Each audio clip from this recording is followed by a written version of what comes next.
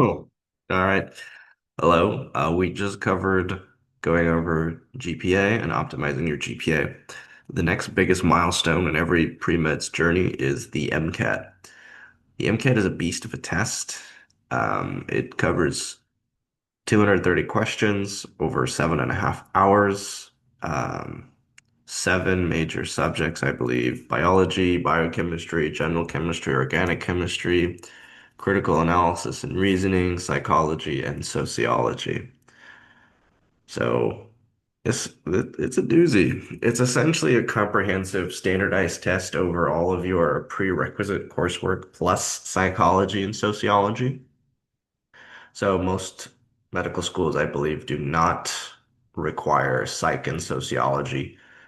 Some might do, so make sure you double check when you are applying.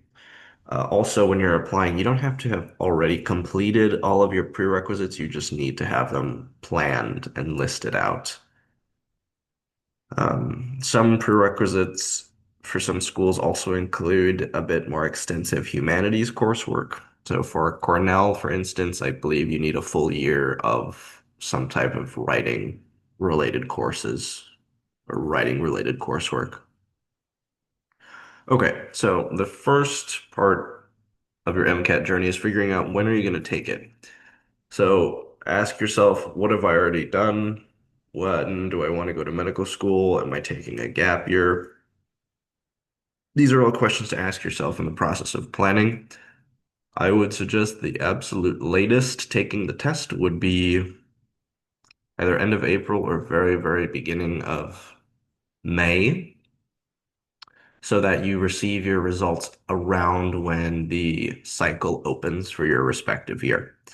And even though you can apply without your score, I don't recommend it because you don't know what your score is going to be. So let's say you're averaging 515, which is a great score, but on your actual test, you don't do as well as you would have liked. Maybe you score like a 508, which is still a strong score, but it kind of changes the schools that you have a stronger shot at being competitive at. So, um, that's why I'd suggest just making sure that your MCAT saga is over before you begin your application process. And if you're taking the MCAT at the same time as applying to all these schools, that's going to be a nightmare. The writing for secondaries is like a full-time job. You have so many essays to write, um, that I would say do not do this at the same time as studying for your MCAT. It'll be too much. Um, so one major idea that I touched on is what classes have you already taken? I would suggest taking pretty much all of the classes before you even start studying for the MCAT, so that instead of having to actively learn new material, you're really just reviewing material. So it'll make the content review section just a bit faster, a bit easier, so that you could more quickly advance into doing practice problems and practice tests. The minimum amount of studying time I'd give yourself is 3 months. Anything less than, unless you're retaking it for some reason. But if you're taking it for the first time, this is your fresh attempt, give yourself ideally 4 to 5 months. 3 months is just really tight. You can do it if you're pretty fresh on all the content. But I think most people tend to stagger their science courses, stagger their humanities courses, so they're not taking everything all at the same time, where everything is super fresh in their mind. Um, okay. So on the actual studying portion, I would say once you figure out when you're going to take your test, then you have to plan out how you want to study. So what I would recommend is making a Google Excel sheet, or Google Excel, a Google Sheets spreadsheet or a Microsoft Excel or some type of way for you to tabulate a lot of information. And I would map out every single day from when you want to start studying, from when your actual test day is, and write what you want to do. Making a plan and sticking to that plan will dramatically streamline your studying process. There's so much content and there's so many problems that you have to go through in your preparation. Like I want to say I spent between 300 to 400 hours studying for the test, and having some type of master planner to stick with was crucial in improving my score. You want to expect about 2 hours per day, probably more. Even if you're going to be studying for 4 to 5 months, it's still probably going to be about 2.5 hours per day. Now this doesn't mean you're studying every single day. I would actually say don't do that. I would say don't do what I did and take at least one day off of just pure rest. Because if you're studying for 2.5 hours every single day, you're mixing in um, AMC tests or other practice tests that you found, you're going to likely burn out. I burnt out, especially in like the last month, because I wouldn't take breaks. And while I did reasonably well on my MCAT, I think I could have done better by implementing that break, giving myself time to rest, so that when I went back to studying, I would be more fresh, I'd be more focused, and I wouldn't skip cars as much as I did. Um, we will touch on cars in a second, but that's something to keep in mind is just have your plan, understand it's going to take about 2.5 hours per day, and then move forward. So the way I would break up my preparation for the test and what I kind of did was I broke it into three segments. I would first do just pure content review, don't worry about practice problems immediately. Secondly, a practice problem segment of studying where you're mixing in content review, but you're dominantly focused on doing these practice problems. So I would highly recommend purchasing UWorld. UWorld is probably the best software for practicing MCAT style questions. They have, I think, 3,000 questions for the different topics. And in the final segment of my study plan, I would have a practice test component where I'm less so much focused on doing individual problems and I'm more focused on taking full length tests, reviewing those tests, then doing some practice problems, and then going back to the full length tests.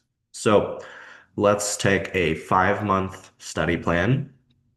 For the first month and a half, I would pretty much exclusively do hardcore content review. I do my Anki cards, which is a great segue into a crucial software that I touched in on the GPA video, which is called Anki. Anki is a spaced repetition flashcard software. This is your best friend for the next however many months of your life.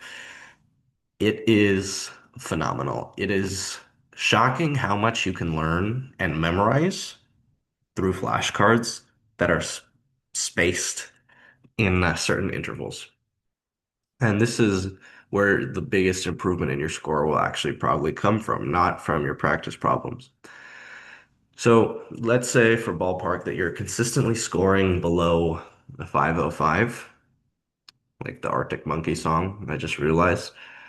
If you're consistently scoring below a 505, your biggest issue probably isn't test strategy per se. It's probably just because you're not as well versed in the topics that you need to be. So we would call that a content gap. The reason why is because a lot of questions on the test are kind of just content recognition. So especially the freestanding questions, like in the psychology and sociology section, they'll give you a vignette or a prompt, and you will just have to recognize um, what psychological principle is going on. And that's true also for a lot of the passages too. And if you just don't know the principles, then you won't really have a way to logic your answer. Or you won't have a way to logically find a conclusion because you just don't have the information. Um, so As a byproduct of that, just learning the information for the psych and psychology section will probably be your biggest single category jump. So for the first month and a half or so, get your Anki deck of choice. I have a couple listed in my resources. I would personally recommend Jack Sparrow 2048, Miles Down, or my Anki deck that I've made. It's missing a few things. So right now I have to give credence to Jack Sparrow or Miles Down, but I'm working on developing a more refined and polished version of my own Anki deck, and then I can better compare the decks. But for now, stick with Jack Sparrow. My Anki deck, if you do want to take a look at that, while it's pretty comprehensive, it doesn't include right now physics equations or chemistry equations. And there's a number of types of problems that you can just memorize how to do, especially in like acid bases. Um, but it does have mnemonics that might make memorizing content a bit easier. Jack Sparrow is just the most comprehensive. It has pretty much everything that you'll need to know. I maybe saw like three or four questions in the psychology, sociology question that I just didn't recognize. Um, that's pretty good considering the hundreds and hundreds of psychology problems that I've done after using the deck. Um, Miles Down is also pretty good. I like their cards the best in terms of style, but it's just not as comprehensive as Jack Sparrow. Now, because Jack Sparrow is about twice the size of Miles Down, that's something for you to decide is do I have time to actually go through 6,300 cards, or do I have time to go through about 2,900 cards? Both are pretty good. And whatever you are missing from Miles Down, you will learn through your practice problems. As mentioned earlier, either UWorlds, you can also do some stuff with Khan Academy. I know they have free resources and free practice problems. I'd especially check out their cars practice problems. But also buy the AAMC official prep bundle on their prep resources because those questions are the most similar to what you will see on the actual exam. In particular, you want their full-length exams. Those are the most representative of what you will see on your actual exam. And I wouldn't really recommend actually taking any other full-length exams. There's six or seven available through the AMC if you buy their resources. And since they are the most representative of what you will get on the test, that kind of makes other tests obsolete. So from like the Princeton Review or Blueprint or Kaplan, like the free resources, they're good, but prioritize the official AMC tests. Um, Let me touch back on your pacing, or not on your pacing, on the way that you can structure your reviews. So I already touched on the content review, and I spent a couple minutes on that. The next part is your practice problem section. So once you've done about 70% of your content review, this would be about at the 2 month mark, shift into your practice problem chunk. So I would try to do 59 questions per day. Don't do more. If you're doing more, you're probably felt bad about the your accuracy beforehand, and you are then going to be wasting problems because you will be frustrated and you will be less focused. And also because you're going through more content, you're just going to recall the information more poorly. So don't let your ego get to you here. Go at a steady but firm pace, not a rushed pace. That's a crucial distinction. Then hitting your 4 month mark, maybe a little bit earlier, you're going to want to start doing those AMC full-length exams. I would say take a minimum of three AMC full-length exams, and then average your last two to get a ballpark estimate of what your actual score will be. The practice full length exams, your average plus or minus three will be likely what you get on your actual test. Um, okay, let's expand a bit on the workflow. So the first thing I would do once you plan out everything is take the Blueprint half-length diagnostic or do Kaplan's full length. Both are free. Both are good ways to wet your feet, see what you don't know, and kind of where to start your content review from. So while I mentioned dividing your setting into these three components, an exception I would say to this division is cars. Since there's no content review associated with cars, start doing cars immediately. Essentially right after you take your half-length diagnostic or your full-length diagnostic, do probably one cars passage day.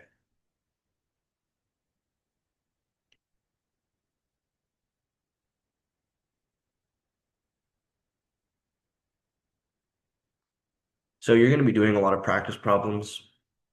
You don't just want to do them for the sake of doing them. You want to do them and try to learn as much as you can from your mistakes. That's where your improvement in your score will come from with the practice problems. So, okay, I want to say there are three major dimensions, four major dimensions of how your score will improve. One, learning the content better. So that's from your content review. Two, being a faster reader. So this will come from either external reading, doing practice problems to help you with pacing. Three will be learning from your mistakes, which we're going to cover right now.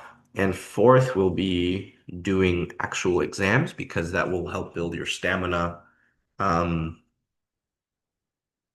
so that you're able to better maintain a sense of focus, better maintain or better have a better understanding of how you want to use your breaks. So in between each segment section of the test, there is first a 15-minute break. Between section two and three, there's a half-hour break. And between section three and four, there's another 15-minute break, 10-minute break. There's a 10-minute, 30-minute, 10-minute break for the sections. You want to figure out how do you want to spend those breaks, and you'll learn the best way to spend those breaks by doing your full-length exams. Do I want to start drinking an energy drink between sections one and two, or between sections two and three? Do I want to maybe have a protein bar at this point in the test?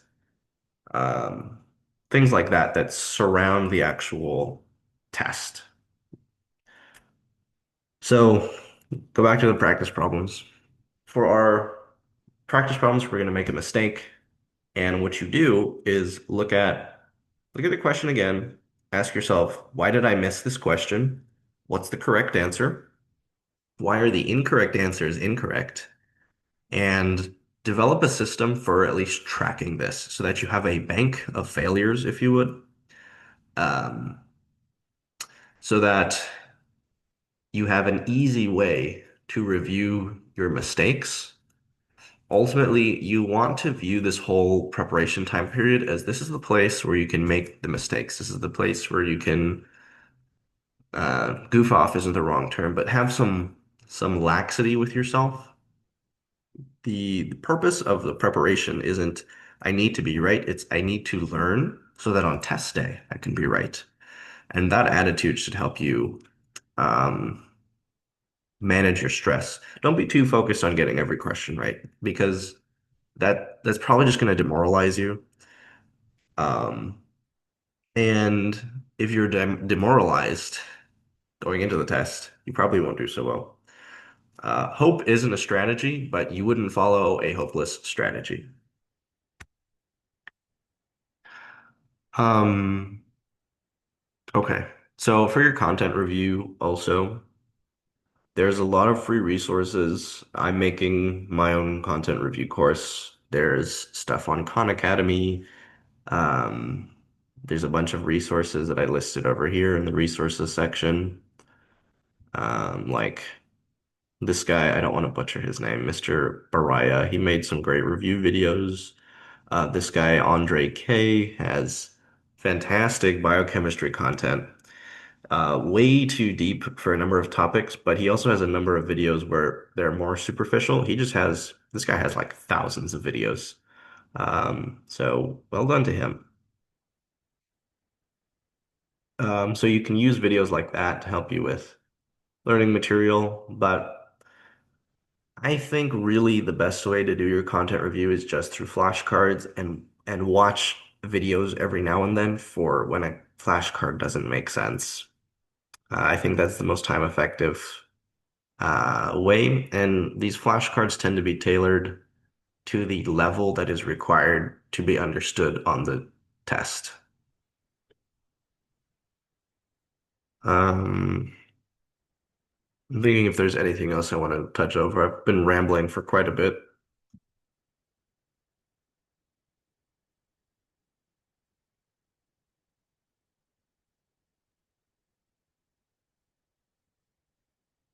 Yeah, I think that's pretty much everything. Just use the lectures, unless you bought a course from like Princeton Review or Kaplan or Blueprint, unless you bought something like that, just use the available lectures either through this website, YouTube, etc., as specialized targeted review. Um, I am going to also make video series on strategy for doing the test and not just for like lectures. Watching those will be pretty useful. And I know that those are integrated in at least Princeton Review because I worked for Princeton Review for a little bit. I don't know about Kaplan or Blueprint, but I'm reasonably confident that part of their MCAT courses is not just dedicated to content review, it's also dedicated to strategy. Those lectures and those parts of the lectures are going to be very beneficial. The MCAT isn't just a test that you have to learn the content about, it's a test that you have to learn how to take, similar to the SAT. Okay, that's about it. Thank you so much for listening to me ramble. Hopefully, you found a couple nice pieces of advice. And on our next video, we will be going over getting strong letters of recommendation.